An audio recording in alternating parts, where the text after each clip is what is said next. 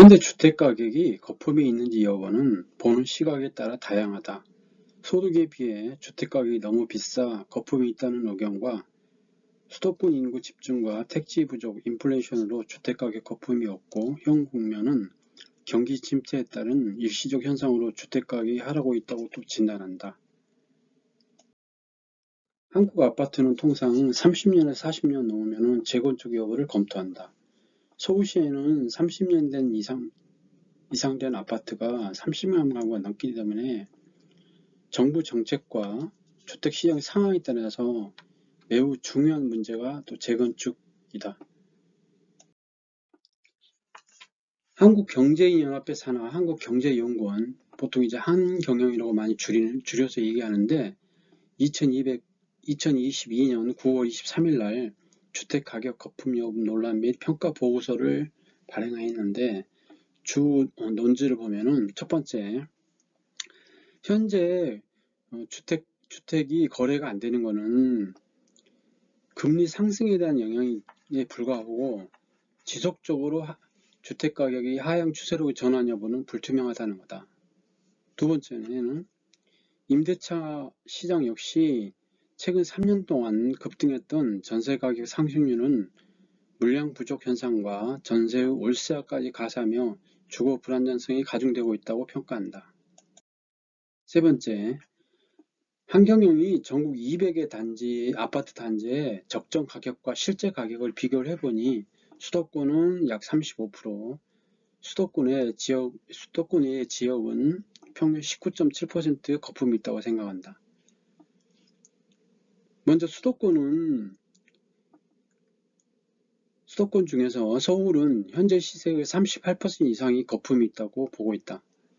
강북은 37%, 강남은 38%, 강남 동남권역은 40%, 서초구는 50% 이렇게 거품이 있다고 보고 있고, 경기 지역은 더 심해가지고 58% 이상이 거품이 있다고 진단하고 있다. 특히 경기 남부 안성, 여주, 의왕은 80%가 넘게 거품이 있다고 보고 있다.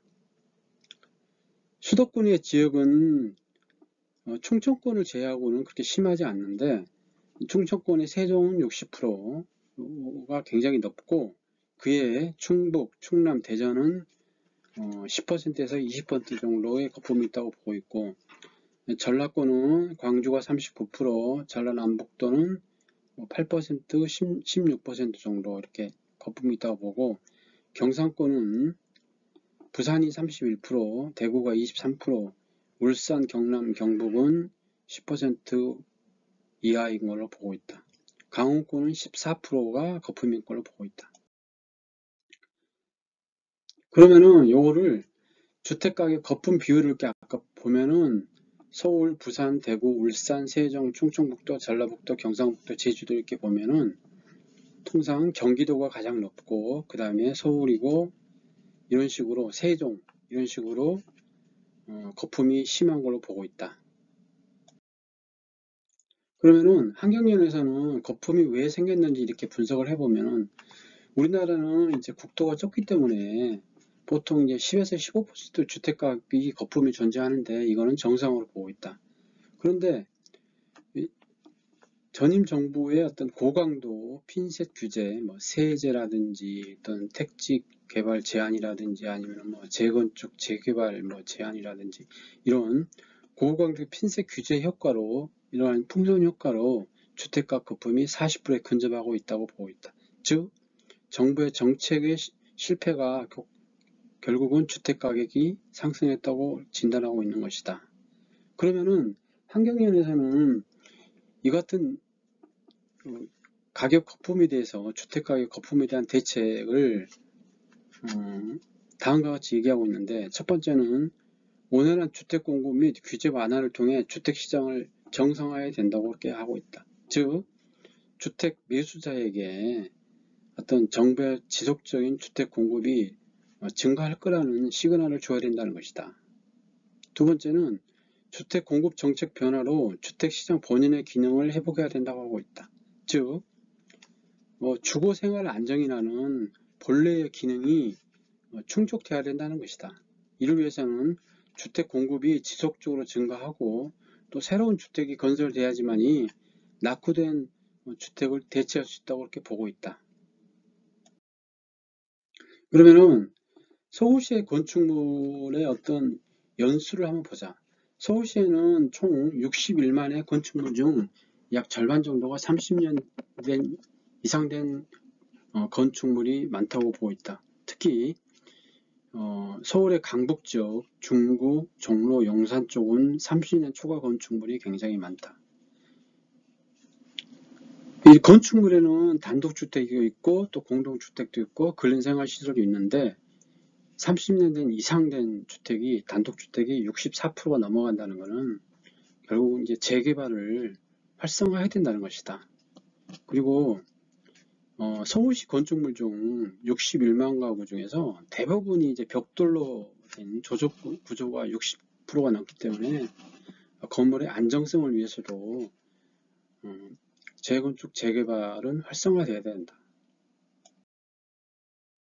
그러면은 그 30년 된 이상 건축물 비율을 보면은 40% 미만은 강남, 관악, 강서, 노원, 송파, 성초고 그 다음에 50에서 60% 미만은 도봉, 강진, 중랑, 양천, 강북, 강동, 마포, 은평구가 되다. 그리고 40에서 50%는 동작구, 서대문구, 구로구, 성동구, 금천구, 동대문구, 성북구. 그 다음에 60% 이상 노후 건축물이 많은 데는 영등포구, 용산구, 종로구, 중구가 되겠다. 그리고 아까 그 30년 된 이상 건축물 이렇게 보면은 대부분이 단독주택이 64%이고 그리고 벽돌로 된 구조가 60%이고 또 2층 이하가 76%이기 때문에 결국은 단독주택이 노후된 단독주택이 많기 때문에 도시 미관에도 안 좋고 또 슬럼화 될 수도 있고 또 안전상에 또 문제가 있기 때문에 어떤 단독주택을 이렇게 모아가지고 어떤 재개발할 수 있는 그런 어떤 정책적인 어떤 이슈가 필요할 걸로 본다. 마지막으로 서울시 아파트를 보면은 서울시 아파트가 뭐 최근에 지은 아파트도 있고 또는 10년 전, 20년 전, 30년 전, 뭐 40년 전 아파트도 있겠지만은 이 문제가 되는 거는 이제 30년 된 이상 된 아파트를 이렇게 보면은 강남 같은 경우는 2016년 기준으로 하면은 30년 된 이상 된 아파트가 14만 가구고 그리고 20에서 30년 된 아파트가 4만 가구가 있다. 뭐 동북, 강서, 강동, 기타 이렇게 구분해서 이렇게 보면은 동북은 30년 이상 아파트가 2만 가구지만은 또 강동 쪽은 또 8만 가구가 있다. 그래서 서울시에는 30년 된 이상 아파트가 30만 가구가 넘기 때문에 이런 노후 아파트는 아무래도 이제 안전상 문제도 있고 또는 미관상 문제도 있고 또 어떤 뭐 수도라든지 기타 뭐 생활상에 큰 불편이 있기 때문에 어떤 메리트를 주어가지고 30년, 40년, 50년 아파트는 순차적으로 재건축할 수 있도록 어떤 그런 길을 마련해 줘야 된다고 생각한다. 물론 어떤 충분한 어떤 택지 개발과 또 어떤 그 이주하면은 전세가격이 또 오를 수 있기 때문에 어떤 아파트를 또 신도시라든지 기타 어떤 이주할 수 있는 그런 대안을 많이 마련한 상태에서 이렇게 재건축을 해야지 일시에 또 재건축을 한다고 그러면 또 큰 문제가 생길 수 있기 때문에 어떤 합리적인 어떤 정책 개발이 또 필요하고 또 정부에서 지속적인 관심을 가져야 된다고 생각한다. 그러면 이만 마치겠습니다. 감사합니다.